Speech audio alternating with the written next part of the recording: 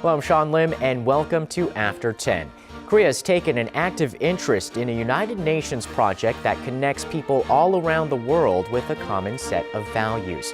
On today's After 10, see how you can experience the United Nations on a personal level. Stay with us. WFUNA, or the World Federation of United Nations Associations, connects other UN organizations in 100 different countries around the world. Formed on the premise that the world is interconnected through the UN's core values, WFUNA has strived to promote communication and cooperation among people around the world. WFUNA has also taken cooperative measures with the UN headquarters and had chances to communicate with civil societies worldwide. The Federation has also focused on fostering global leaders through a variety of internship programs and youth forums. Universities in Korea have also been actively participating in those projects.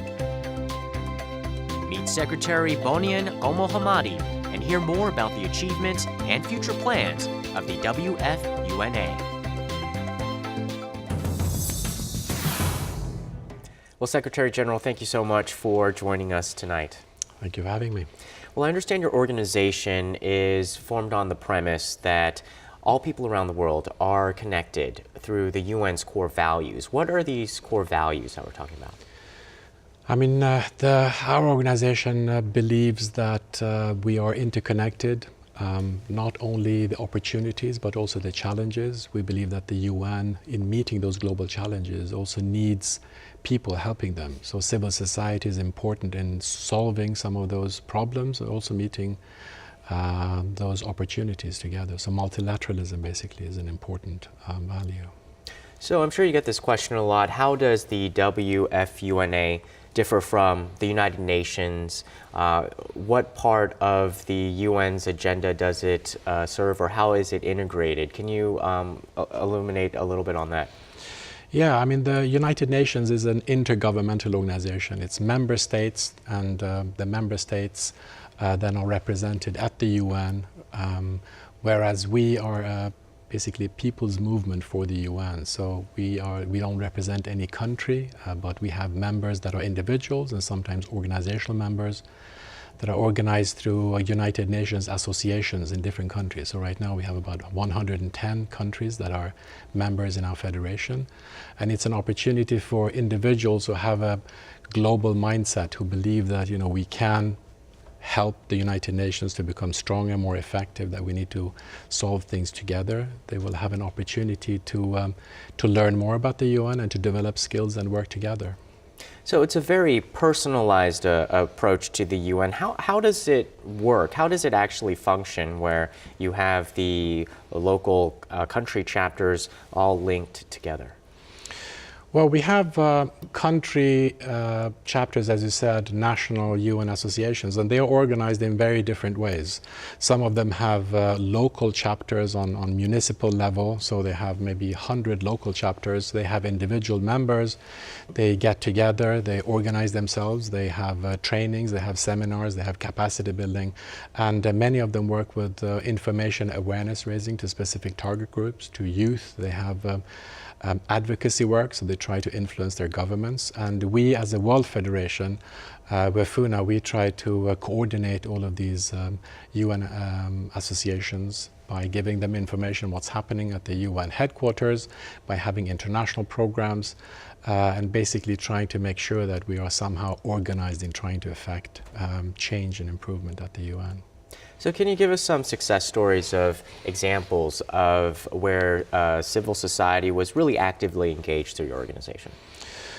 Well, the United Nations basically, as you know, is organized in three pillars. Peace, security, disarmament is one, human rights is another, and development and poverty eradication is the third one.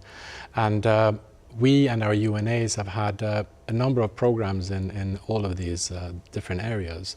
One recent program we had is training or human rights training for youth. So we will have youth coming from all parts of the world. They learn more about the human rights system, but then they also learn what can we do with this information. They learn how to develop projects, they learn how to monitor, evaluate projects, then they go home to their respective countries and implement these human rights programs. And it can be on anything. It can be on rights for disabled, it can be rights for children, it can be other projects that reach target groups nationally. So that's one program. We had another program that worked on how to prevent mass atrocities, genocide, mass crimes, human rights crimes, where we engaged United Nations associations in different countries. And there they engaged different target groups to learn more about what they can do. Media, journalists, national politicians, youth, not only learn about the issue of how mass atrocities come about, but also what they can do to prevent it in different ways. So I understand you've been leading this organization since 2009, but the organization itself had its origins after World War II and is constantly developing and changing. What were you able to do with the organization that the organization wasn't able to do before? Well, 2009, and I mean, that was the year we actually had our plenary assembly. We have it every 3 years. It took place here in Seoul, and I had the privilege of getting into this position, and our president at that time was also elected, which is a Korean, Park Soo-gil, Ambassador Park Soo-gil. And we have been able to develop new global programs. I think that we're trying to develop programs that engage more United Nations associations, but we're also trying to establish new UNAs. As you know, the UN has many more member states than we have UNAs for the time being, so we need to have another 80 countries where we establish. And we have established about 10 new UNAs since then. We have increased our youth programs quite a lot. So it's exciting to see that there's a great interest in the work that we do, and more people want to join. And so your recent visit to Korea is for the Youth Forum Korea 2014 at Seoul National University. Can you tell us why youth is such a huge focus for you and a big investment area? Youth are not only the future, they are the present. And I think both the UN and member states are beginning to see that we need to include youth in the decision-making processes, in addition to youth working in implementation of a number of different projects on thematic areas. So for us, of course, youth are a big chunk of our members, but they're also a very important target group. So we have lots of programs focusing on how we can educate youth, but also engage them effectively. So it's training of skills and hearing. In Korea, for this youth forum, we're excited to be working together with a local NGO, Hope to the Future, and Microsoft and many other partners, training them on UN issues, building skills on communication, presentation, negotiation, diplomacy, and project management. So for us, it's very important that youth are given the opportunity to become more systematically integrated in the global community and the decision-making processes. So it seems as if, like, through your activities, the youth can really hone and develop some of the skills and practices needed to operate in a global society and communicate with each other. But what are some of the main messages or themes that you do actually communicate to the youth when you do talk to them? Why do they need all of these skills? Like, what is the big goal in the end? Well, the goal obviously is to create a better world. That's on the fluffy level, but I think that youth are very much interested. We see a great deal of natural interest in getting involved in global issues. And for some youth, it can be a very small personal thing or a specific issue. And for others, I think it may be a career opportunity. They want to maybe work with international affairs or some international dimension in the respective field that they have chosen.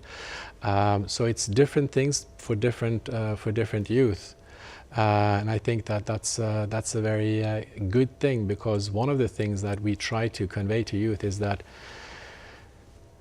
problems and opportunities are interrelated.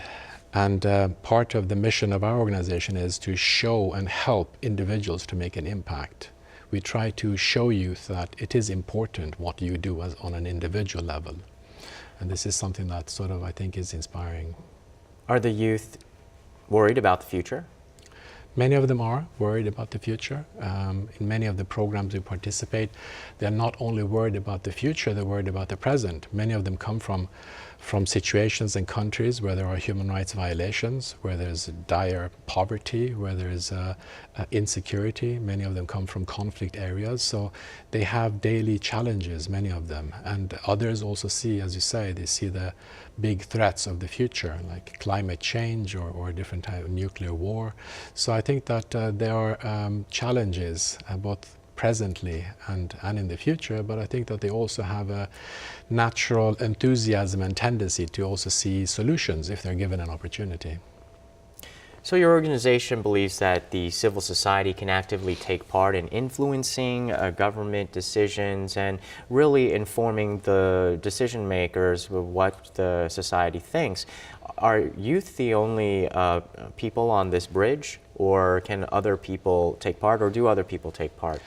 Absolutely, and I mean our organization is for all age groups, and of course all backgrounds and all individuals as well as organizations. So it's important, if civil society is to have an impact, that our constituency is strong. So for many of our national UN associations, they have a very broad membership and broad constituency. It's not only youth, it's older people, it's organizational members, it's a variety of different stakeholders in both the present and the future. And that, of course, makes it more important to governments to listen. They're always concerned and interested in what citizens and people who actually vote as well, of course, have to say on important global issues.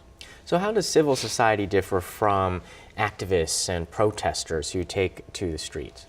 Well, civil society is a very general term. So, I mean, it includes some things, but it's also an expression of things that are not included. So civil society is not government entities. Usually we do not include businesses or corporates in that, or academia, but civil society is organized in many different ways. You have professional associations, you have sports clubs, you have associations that work on global issues or specific themes. So civil society can be organized in many different ways and in many different shapes, and that's part of the opportunity, but also the challenge. Of course, it's very much it's difficult to organize civil society if by civil society we won't include everyone. So we try to find partners and civil society organizations that can work together on specific issues. And that's one way forward. So activists, certainly that's a civil society expression on something as well. So would you say your work is more done in between the protests? In between and also during some of these political crises, if you will, we also take a standpoint. And one example is the situation in Syria, which of course has created a lot of problems. We have over 100,000 people dead. We have 2 million that are refugees in neighboring countries. It creates political instability. So many of our UN associations in WFUNA, we try to put pressure on our governments to find political solutions. We put pressure on the United Nations Security Council. So even on, I would say, on some urgent issues, we try to do what we can. So you quickly shuttle the voices of the civil society on particular issues to the stakeholders who are in power. Absolutely, and I think that we try to focus, of course, on issues that have a clear United Nations impact or a perspective, and on those issues, I think that would be our strength. So last year, the UN General Assembly adopted a resolution that highlighted the contributions of WFUNA. What significance did that have?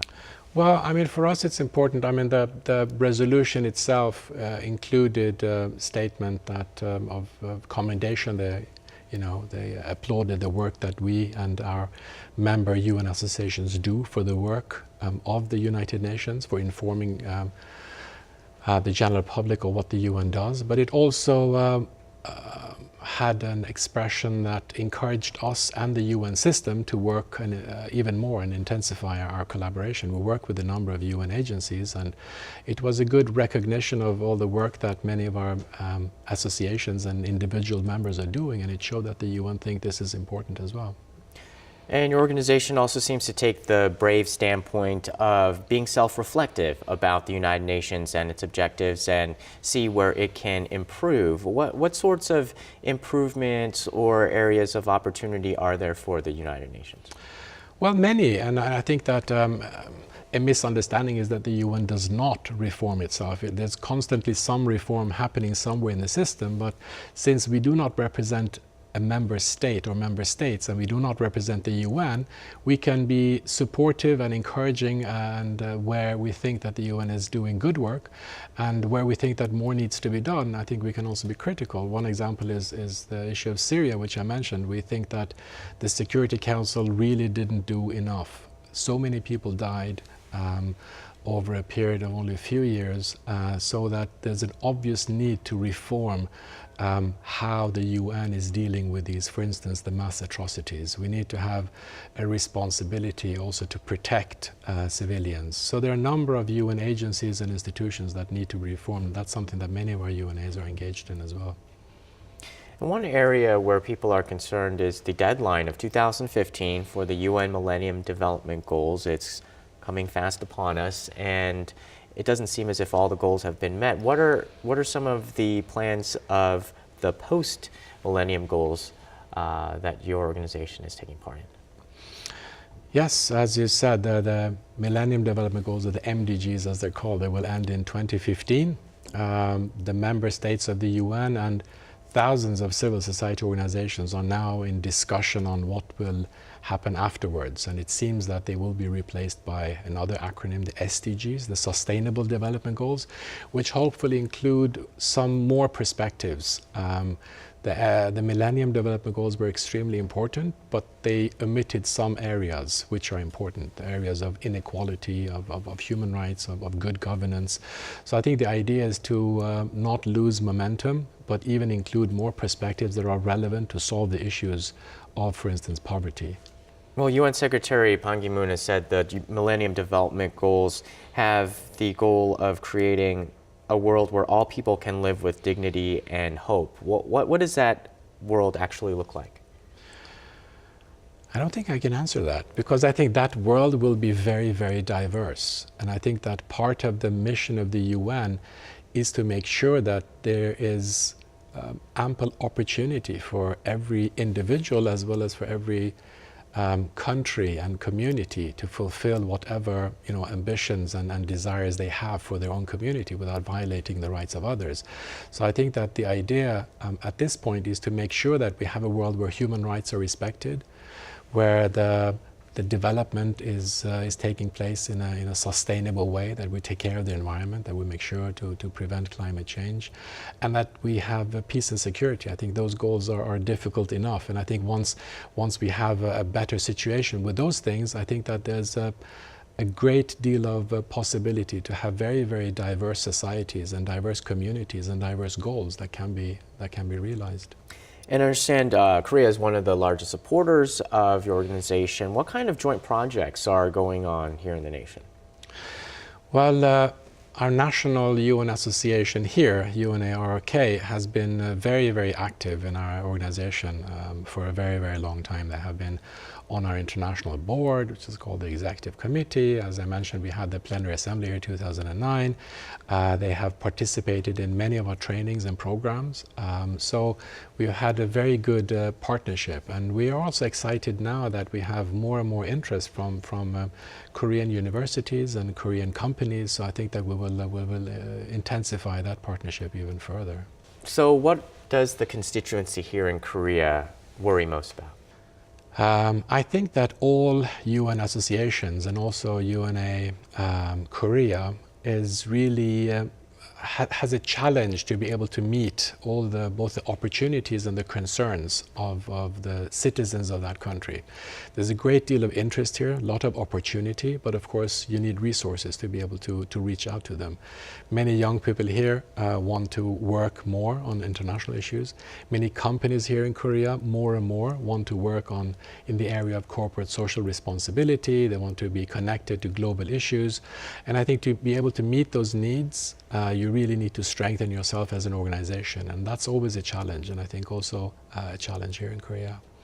Last July, you signed an MOU with Arirang TV. What sorts of partnerships or future projects would you like to see between our two organizations? Well, we're very excited about this. We think that Arirang is a great partner. You have a very broad international audience. We have a global presence. I think that to be able to combine that, both to inform people about global issues, but also to give them opportunities to engage, to learn more about the issues, but also give them a little bit of insight on what is happening, but also what you can do about it. I think that's one perspective. And of course, the media plays a huge role in not only creating awareness, but also mobilizing interest and mobilizing people for specific causes. So many of our viewers may not have known that they can personally get involved in UN goals. So what can they do to take the next step to get involved? I think that go to our website, WFUNA.org. There you will see, depending on which country you're in, does your country have a United Nations association?